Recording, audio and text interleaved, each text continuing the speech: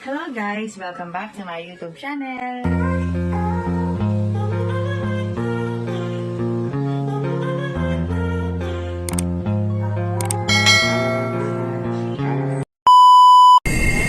Your coach Dante Alinsinurin and Dina Wong of the Chocomucho Flying Titans who won in 4 sets against the Akari Chargers.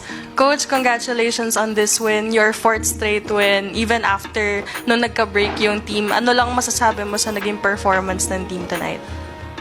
Sa una, parang ganda ng simula namin. Nakuha namin, control namin yung game. Although nagpati ng second set, medyo siguro nag-up talaga yung receive namin. And pagdating ng third, yun nga, medyo naka-adjust kami sa kung ano ang ginagawa ng Akari. Nagtuloy-tuloy ang fourth set, kaya sobrang thankful ako sa ginagawa namin sa laro lagi na every time na meron kaming nagiging problema, kung ano yung adjustment na binibigay namin, nagagawa namin. Thank you, Coach. And for Dina, yun nga, naka-4th straight win na yung Chocomucho. Ano lang masasabi mo sa nagiging performance ng team, especially against a contender team like Akari din? We can see the, naman po, ayun na po siya. Wait lang po. Dali na yun. Naki-question. Paulit lang. Para kay sis. Ay, okay. Nagsugod na mo? Oo. Ikaw na anime eh. Lisod kayo. Okay, we also have our best player of the game here, Cici Rondina. Ayun nga, Cici, 18 points against Akari. Maganda rin yung laban na pinakita na Akari against Chocomucho tonight. Pero ano lang masasabi mo sa naging fight na binigay ng team? Dami naming pagkakamali talaga sa game na kanina. And nagalit na rin ako sa sarili ko kasi ako yung unang nawala. Pero ayun, nagpapasalamat ako sa mga kasama ko sa tiwala ang binigay. And ayun, team effort naman yun kanina. And lahat gigil na rin talaga makabalik. And ayun, nailabas ng maganda. And personally, binigyan ko na lang din ng kumpiyansa yung sarili ko na makabalik din kanina. Yeah. Thank you, Cici. Yan nga, Dina, 4th straight win for the team. Tapos, maganda din yung pinakitang laban nyo against Akari. Anong masasabi mo doon? Anong masabi ko sa Sa naging performance ng Chocomucho against Akari? Yun nga, sabi ni Coach, maganda nung una, pero nung pagdating ng second set, I think nag-lax kami, pero team effort talaga, kasi ito nawala, ako nawala, isa nawala. We were trying to be patient with each other and we're really trying to help each other. So, yun naman yung sa amin pag isa yung nawala, kami yung tutulong sa kanya para mabalik. Team effort and we're glad na nakuha namin yung panalo. Thank you. The floor is open for questions. For Dina, as a setter, ano lang yung nakikita mong magandang ginagawa ng team na nagresulta dito sa 4-game winning streak nyo?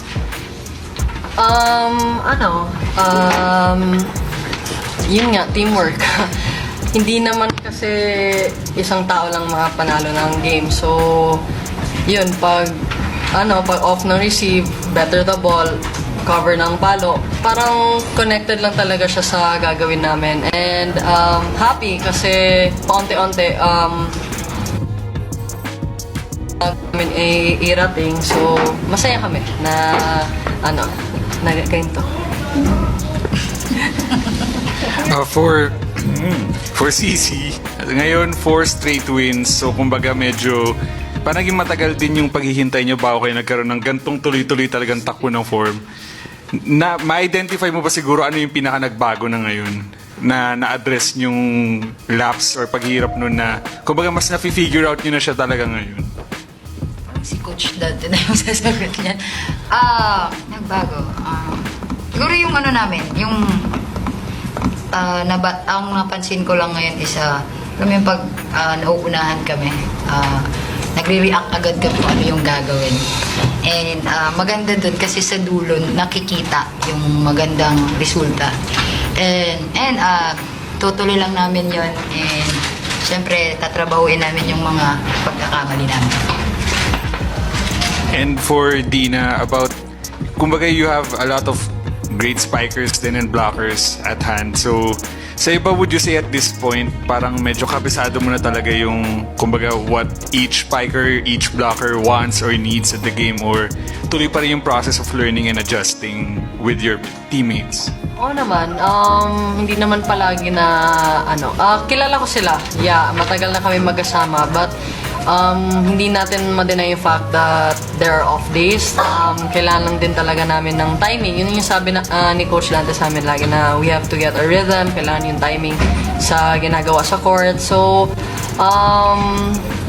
advantage siya na matagal na magkakilala. Pero I think kailangan din namin malalaman kung kailan at anong gagawin at this situation. Yes. And as mentioned a while ago by our POG na may mga errors during the game. Coach, what do you think are the key adjustments that prove crucial to the victory? Doon sa mga adjustment siguro namin, yung ginagawa namin, like yung mga unforced error namin na siguro nalimitahan namin, at kung ano yung tinatrabaho namin everyday, yung mga out of system. Sabi ko nga sa kanya, the more na makontrol natin itong mga ganitong bike, kasi doon tayo makakakuha ng puntos. Yun, lababas siya, tinatrabaho namin every time na nag-off yung receive nila and pupunta yung bola sa amin, nagagawa namin ng maparaan na mapatay agad ang bola. And yun, naging successful kami dito sa game na to.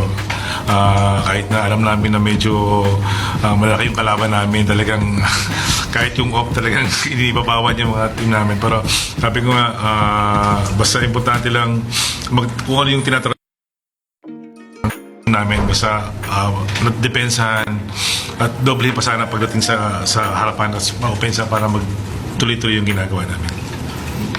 Coach, more minutes ngayon for Des compared to mga previous games. Siguro, gano'ng kalaking bagay lang din ba na, slowly but surely na dumadagdag na yung kumpiyansa niya rin hopefully for the team, lalo na medyo patapos na sa preliminary round? Sa akin kasi una, ayaw ko talaga siyang madaliin kasi alam ko, player din ako na nakita ko yung hindi po pwede na nanggaling ka sa ganung sitwasyon. Sabi ko nga, makita ko muna sa training kung talagang magiging okay na yung galaw mo pagdating sa laro, kasi ako rin naman ang magiging pupuntahan kung pinili ko siya maglaro na hindi pa talaga ready. And ngayon, nakita ko nung last 2 weeks nga talagang anytime pwede na siyang gamitin. Kaya sobrang thankful ako kasi nag-deliver din naman siya. And although nung bandang huli may mga sitwasyon lang akong kailangan mapalitan siya. And siguro sa mga susunod na game, mas magagamit ko pa siya kasi alam ko na anytime na may mga maging struggle yung mga outside hitter namin, nandyan siya. Coach, yung next game niyo will be against Nextled. Kakagaling lang din nila sa first win nila. So, paano lang yung magiging mindset ng team heading into that game? Sa amin, everyday tatrabahoin talaga namin yung goal namin. And kung ano man yung sinakalaban namin, siyempre nirespeto namin sila. Kailangan namin sila pag-aralan ng paghandaan. And siyempre, ulitin ko, yung every time na pupunta kami, yung mindset namin, manalo ng manalo. Thank you, Coach. Thank you, Dina. Thank you, Cici. Congrats on the win.